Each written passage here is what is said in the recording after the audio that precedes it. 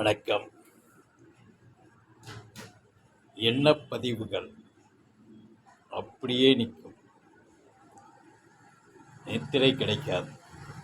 ரொம்ப மிக மிக முக்கியமான நிலை. எண்ணப்பதிவுகளை டெலீட் பண்ண வேண்டும். அந்த பதிவோடு நாம் நித்திரைக்கு செல்லும்போது அழியாது. அதுலேயும் இப்போ உள்ள நாடகங்கள், அந்த சேனலில் டிவி சேனலில் இருக்கிற நாடகங்கள் ரொம்ப கொடூரமான நிலைவான நாடகங்களாக இருக்குது. நிஜ வாழ்வில் ஒரு ரொம்ப கெட்டவங்க கூட நிஜ வாழ்வில் கெட்ட பெண்கள் கூட அப்படி செய்ய மாட்டாங்க.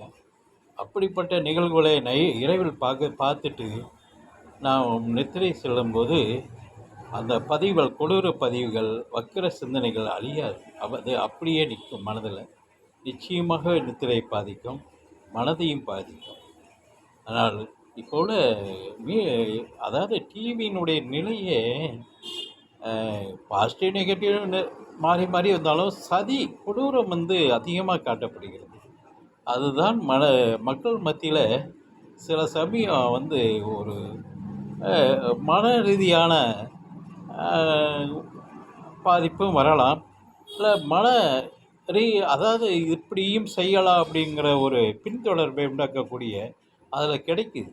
அந்த தவறையும் செய்யக்கூடிய ஒரு உத்தியும் உண்டாக்கக்கூடியது இந்த டிவி சேனல்.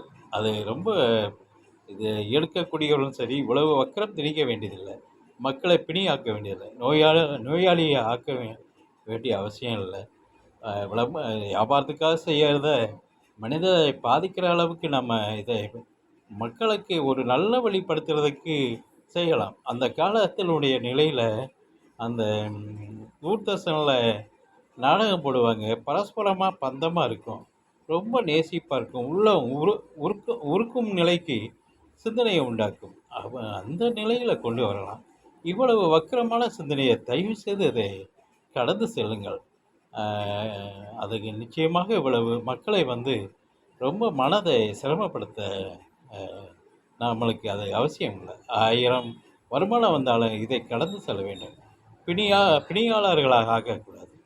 மீண்டும் நீங்கள் இரவில் அப்படிப்பட்ட நிகழ்வுகளை பார்த்துட்டு தூங்கும்போது ஏதோ நல்ல சிந்தனையான சோக்கோ அல்லது விட்டு அல்லது நல்ல இறை சிந்தனையான பாட்டுகளை போட்டு தூங்குங்கள். கடைசியில் அதை செய்யுங்கள், அழிந்து விடும்.